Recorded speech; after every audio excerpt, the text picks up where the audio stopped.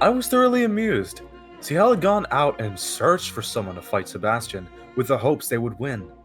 I seriously could not believe how similar him and Maverick were in regards to lack of common sense. The man he found was some Asian man who was in the Kung Fu crane pose while Sebastian merely tugged his gloves on tighter. With the only sound being the slight wind, I was expecting a tumbleweed to come rolling by. Sebastian's opponent began waving his arms like he was building up energy or taking off. I merely raised an eyebrow. Take this, secret technique! Dude, I was getting a kick out of this guy. He thought he could win? He hasn't won yet. The beauties of natural blooming in glory fist! He sprung into action, and I saw Sebastian tug his gloves one last time before moving so swiftly that my eyes missed it. All I know is that Mr. Beauties of Nature looked like crap, his torn outfit, and spitting up blood.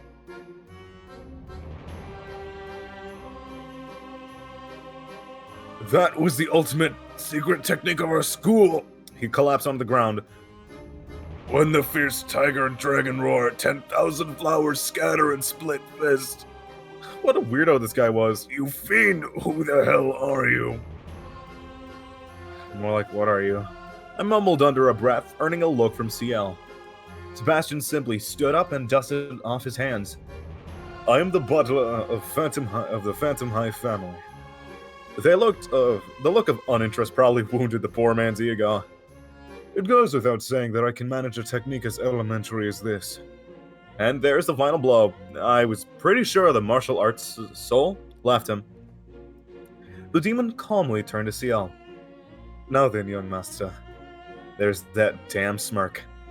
As I have won this battle. Looking over, I saw CL pouting. Hey, he asked for it. Please review what you did today and prepare for tomorrow's lessons until dinner time, as promised. You know, I warned you, I commented nonchalant on the matter. I already knew most of the crap he was learning. Sometimes I even helped teach it and correct what was learned to be found wrong in the future. The servants were going on about how awesome the demonic butler was, winning 50 times in a row. I myself was surprised the fool had lasted that long, really. Of course, the butler was feigning to be as human as possible that entire time. And after I went to the mysterious foreign lands to find an expert in Chinese martial arts. Oh yes, Taiwan is a mysterious foreign land. I thought for sure today would be the day I would see you down on your knees. I grinned, refraining on commenting how perverse that sounded. The undefeated demon butler merely smiled. That is most unfortunate, sir. I could see the revenge being plotted in CL's lone visible eye. He lifted up his lemonade cup, the one that sat untouched. My eyes widened in fear of the demon. Was he really as cruel to... Well done, Sebastian. Here, drink this. He was as cruel as my brother, too. In one gulp. Oh, now that was just cold. I took one drink of it and poured the rest of it into a bush. If I couldn't stand it, that poor demon. Much obliged, sir. He swallowed, and I had to commensurate a job well done in regards to his acting skills. By the way, Sebastian turned and smiled at the three celebrating servants. The smile was spelled certain doom in that being on the receiving side. What are you three doing here? The innocent beings on the receiving side froze in fear, realizing their mistakes. Finian, have you finished weeding the inner courtyard? The gardener's eyes widened. Maylene, have all of the sheets been washed? The blind maid nervously played with her hands. Baudroy, will you not to be preparing dinner? The cook chuckled and scratched the back of his head, signaling a blatant, obvious no. Apparently, these three were masochists. The demon seemed to grow horns and expand its size, and I waited for the tail and red spandex suit to follow. I giggled at the irony, wondering if he really did have horns in the tail in his true form, which he had vaguely mentioned before. If you have time to dally, go do your work. Speaking of work, Sebastian, CL said, raising himself to his full height, which wasn't very tall, mind you. I received a call from... Klaus? In Italy. Mr. Klaus, sir, Sebastian asked, handing CL his cane. Why he needed such a thing, I may never know. Does CL know any other Klauses? I asked, sarcasm evident. Said Earl's azure blue eye slid over towards myself and his butler. I need to speak with the both of you about it. Come.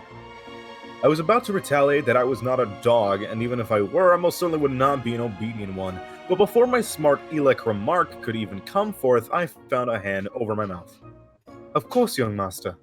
I glared up at the butler. What was that for? I asked once I was fully released, when Seal was out of earshot. He raised an eyebrow and looked down at me. Testing his patience is not always one of your brightest ideas. I rolled my eyes. I'm so scared. To be quite honest, I'm more afraid of the bard and his cooking skills in the kitchen more than I am of a midget version of my brother. A hint of smile ghosted over his face. Come, my master requires us, and we shouldn't make him wait.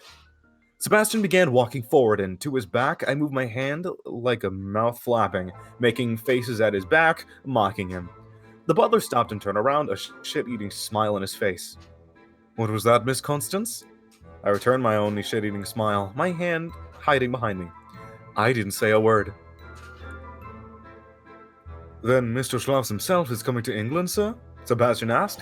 Why I was here, I had yet to know. Yes, CL answered. He rang to inform me that he had acquired what I had asked for.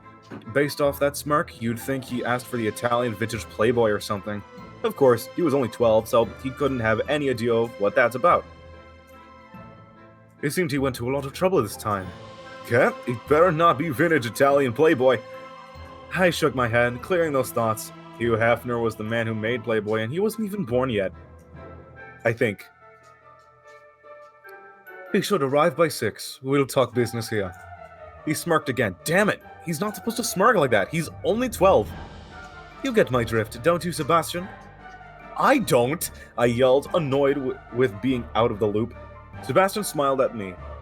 Nothing a woman such as yourself should fret over, said Demon, turned and bowed to his master. We shall entertain Mr. Strauss.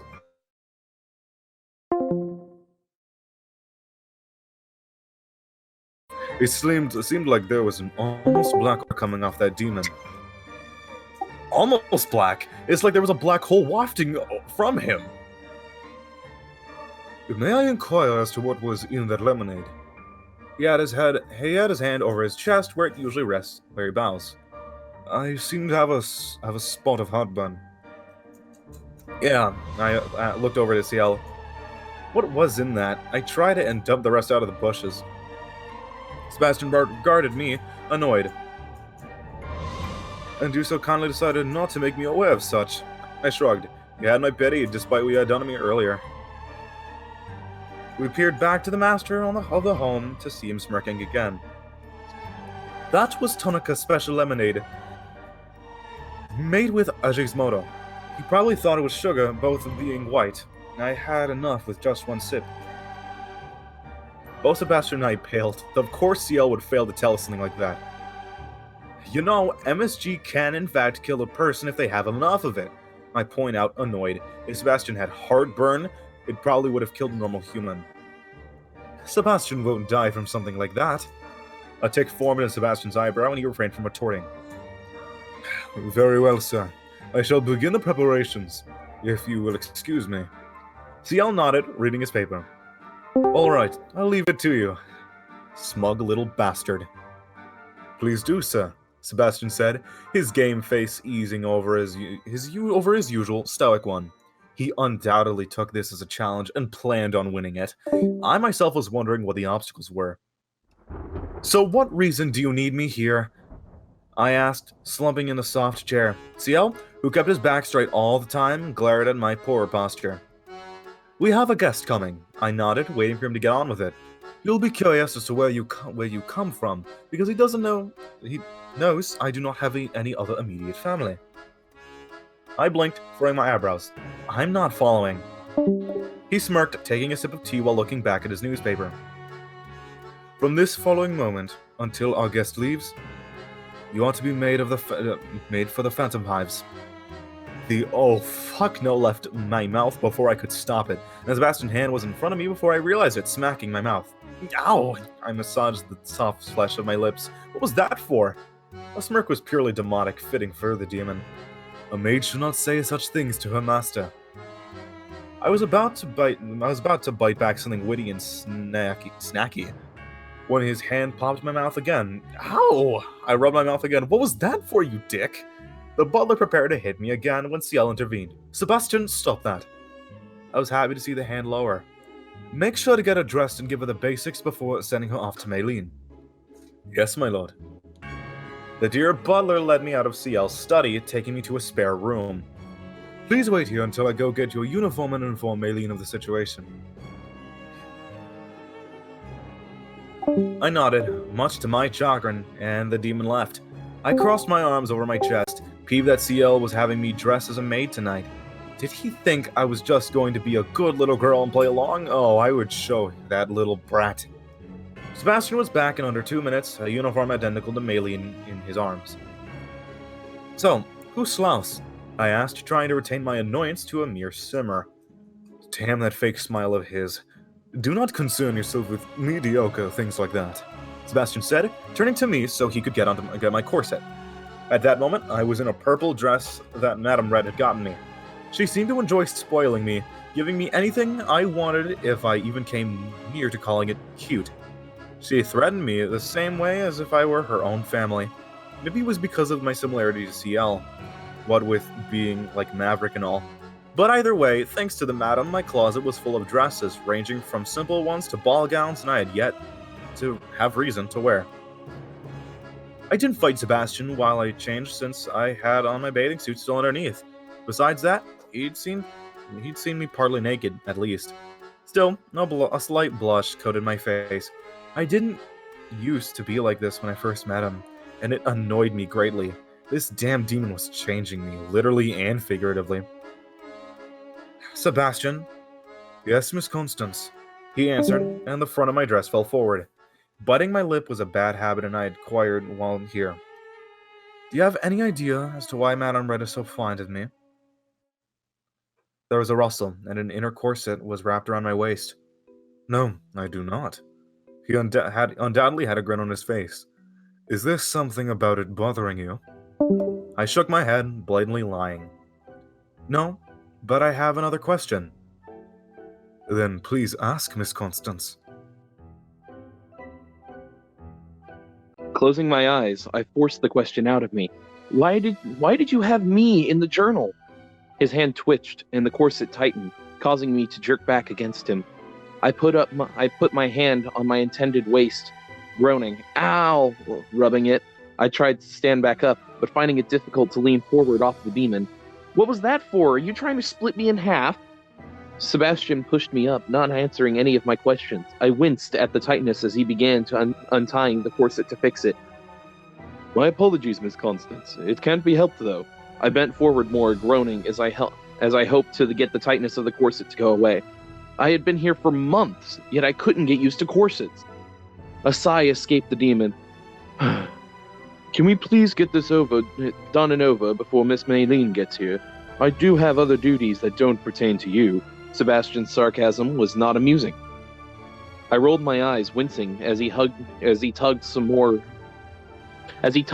strings in. While doing so, I found something glinting caught my eye in the small crack of my door. I definitely recognized the glare from those glasses and the hanky soaked with blood. Maylene! My yell was merely from surprise and perhaps hope that she would help me, but it triggered Sebastian to give a particularly tight tug, causing me to cry out and whimper. Of course, Sebastian also could have been being his normal sadistic self and did it on purpose. Sebastian, that hurts! Pain is beauty, was the demonic's only retort, and I winced again. There, we're finished with that. Standing up, I turned around and glared at Sebastian, though I doubt it was very effective since I was wiping my eyes.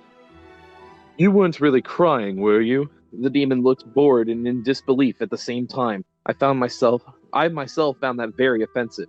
My eyes narrowed. Yes, I'm actually crying. You've never put it on that tight before. That damn well hurt, you motherfucker. Before I could even finish my sentence, he stuck 3 fingers into my mouth, effectively gagging me. No, a maid of the Phantom Hive Manor shouldn't say such things. Perhaps we need to go wash out her mouth. The demon dragged me out of the room, past Maylene with her nosebleed, past Bard, who appeared to have been coming to save the day with his Superman cape, and Finney, who had come to see what all the commotion had been about. This was perhaps the most humiliating thing ever done to me, and in hopes of him letting go, I bit his hand, hard, even to the point where I drew blood. Obviously, he didn't feel it, because he kept on walking. The taste of blood caused me to gag, and I meritoriously puked on his hand. He apparently felt this, though. Turning to look at me, he sighed. Miss Constance, you're obviously making my life difficult. Walking to the bathroom, he shut the door on the other servants' faces and removed his hand from my mouth, and in turns, I puked into the toilet some more. Looking up at the demon, I saw him inspecting his hand. Disgusting git. Well, it's no wonder you upchucked. Yeah, I happened to have a hand stuffed down my throat. I spat venomously, wiping my mouth and sitting on the lid of the toilet. He hooked a finger under his glove, pulling off inside out, examining the wound I had inflicted. He looked at me over the top of his hand. That may have contributed to causing you to release your breakfast, but it was my blood that actually induced it to you. I glared in confusion. You do realize you're not making much sense. When you read my journal, his eyes narrowed and glowed pink in anger. I gulped in response. Not only did you curse in our demon language, but you also said it only gave you a headache after reading it. I blinked. Well, I'm not exactly following you. You appear to have a slight immunity to everything demonic. Reading our language literally turns a human's brain to the same consistency as porridge. He ran his hand under the water in the sink, cleaning away the blood. I watched as the indentions of my teeth healed over. Demon blood is deadly to a human. There are toxins in it that are poisonous to the human body. I stared for a moment before what he said hit me. I'm gonna die? He gave me his fake little smile. Depressingly, no. He leaned to be level with my eyes. I did just say you had an immunity to everything demonic. You would be dead if it was the blood that caused your death. I blankly stared at my knee before I realized his hand sat on it. My own hand reached out and began tracing the pentagram on the back of his hand. What is this? It is a seal, specifically mine. I placed it on my prey so I can know where they are at all times. It signifies other demons that they are mine. It is the same with the mating symbol. I jerked back from the idea, effectively banging my head against the cupboards behind the toilet. I groaned and missed the demonic smirk barely catching his eyes flashing. I thought you said your kind doesn't mate. I rubbed the back of my head as he grew to his full height. Tyra Banks would be proud. Sebastian was totally smiling with his eyes. I'm rather surprised you didn't remember something as insignificant as that. After all, his eyes smiled deepened. It was almost 7 months ago, although I did in fact say some demons do. My glare did little to intimidate him. Are you assuming I have a bad memory, Mr. Michaelis? I stood up, still more than a head shorter than him. Besides, the only reason I remembered such a thing is because I gagged at the thought of you reproducing. What a lie that is. Keep out of this, I snapped mentally at Karen. Just because it was a lie didn't... the thought is a bit repulsive. Damn, all the inner voices need to stay away from this topic. Is that so, Miss Constance? I tried to be cool and play it off, as long as I don't seem jealous or anything. Well, the thought of you fucking... Less than half a second later, my head was over the sink, a bar of soap stuffed in my mouth. Thank you for reminding me of my original reason for coming here. That lovely mouth of yours has many talents. I was too angry to blush at my perverse interpretation of that statement.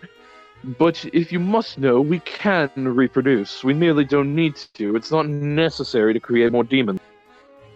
I tried screaming through the soap, but it appeared to be quite an efficient gag. I ended up so angry I cried at some point during the process. When I was finally released, I immediately walked out of the bathroom, hair disheveled, tears running down my face, crap all over my mouth, and in nothing but a corset and a bikini. I had no doubts that I looked like I could have been raped. Walking back to my room, I found the servants waiting for me. Maylene looked up from her place on the floor to say something to Bard, and in turn spotted me. I saw the surprise on her face when she finally looked at me. I was sure to put her in shock before she responded to my presence. It's Tabby! I slowly shook my head. I could feel myself wanting to cry again, but I didn't need the other servants seeing such a thing. Finny hugged my legs, nearly causing me to tump over if Bard hadn't caught me, who too hugged me. Where did that bad butler touch you? I'm very easily going to get my hands on some more dynamite. I shook my head. No, it wasn't like that. I wiped at my dry tear. But if you guys want to help out tonight, there is a guest coming. I could practically see the question marks floating over their heads. I don't think that damned butler can take care of it himself. They all smiled at me, saluting. Yes, ma'am! Deciding I had to witness the setbacks in Sebastian's plan, I hurriedly put on the maid outfit and ran out of the room without the accursed shoes. I arrived to the hallway just outside the kitchen when I found them, the 3 servants huddling in fear as Sebastian grew in size. Each servant took turns explaining why there was such chaos going on throughout the house. I was just going to spray herbicide after I finished weeding, he cried a bit, but the lid was open and the lawn got weeded too. Oh, Finny, I absolutely love you. You're sweet and naive, don't realize exactly how much you get under Sebastian's skin. Sebastian turned to Maylene to hear her story. I was going to take the guest tea set out, but I fell on the car and slammed into the cabinet. Oh, Maylene, I love your clumsiness, I do. I noticed Bard became laconic rather quickly. Well, there was some raw meat, and I thought I'd cook it with a flamethrower. I had to stop myself from literally kissing the cook right there and then. Sebastian's eyebrow twitched, but he held it together. Oh, I see. He gave out one drawn-out sigh. The fault is mine for leaving everything to finish all at once. Nice save, Sebastian. I myself was curious as to how he planned on fixing this. I could see him sink into deep thought. I was waiting for a little ribbon above him to say, deep in thought. Yet, sadly, the ribbon never came. Nevertheless, I smirked hauntingly, knowing that it was particularly late to really fix anything. Mr. Tanaka, can I have a sip of tea? I asked, a bit thirsty from my soap experience earlier. I also wouldn't oppose some popcorn. He nodded, making his oh sound. The servants continued their hysterics, grating on Sebastian's already raw nerves. Will you all follow Mr. Tanaka's and Miss Constance's example and quiet down? He cut himself off, glancing at the two of us as I had a sip of tea. What, was he really going to get angry at me for drinking tea? He brought his hands together, the sound ringing to our ears. Silence, everyone. Listen very closely to my instructions and carry them out immediately, understood? The little green Japanese teacup was lifted from my hands. We shall make do with this. Oh, damn, that's sagacious demon. Damn him to the highest parts of heaven. See how he handles that. Just all around, damn it. End of chapter 8.